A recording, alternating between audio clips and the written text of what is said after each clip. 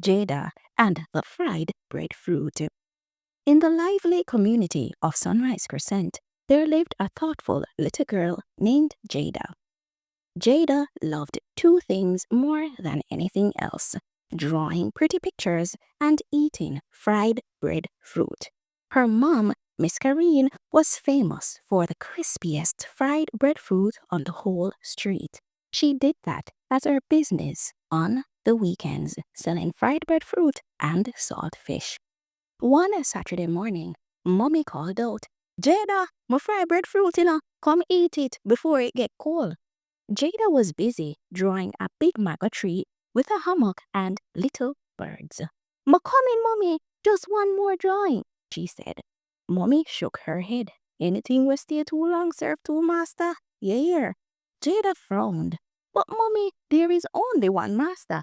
Me." Jada kept drawing. Then she started coloring. Then she decided the birds needed hats. Outside, the breadfruit sat on the plate, golden, crunchy, and smelling so good. But someone else smelled it too. Her cousin Cairo had just come over. Cairo was famous for eating fast and moving fast. He sniffed the air like a hungry puppy. "Is somebody fried breadfruit?"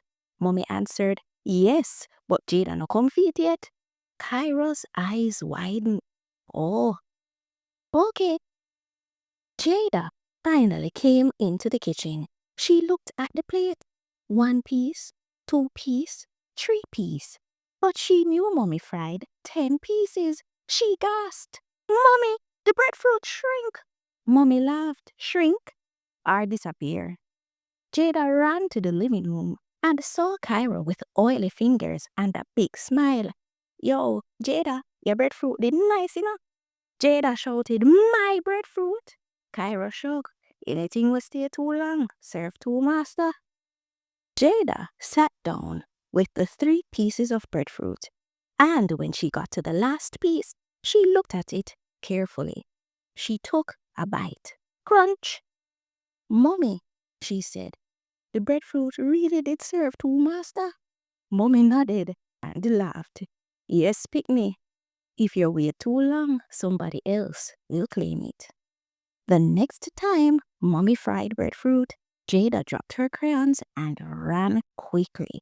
She grabbed a piece before Cairo even smelled it. "Not today, second master," she laughed. Cairo laughed too. "You don't worry yourself. Next time, Jada." Jada learned that when something is important, you don't wait too long, or someone else might take it. And every time she smelled fried breadfruit, she remembered some things don't wait.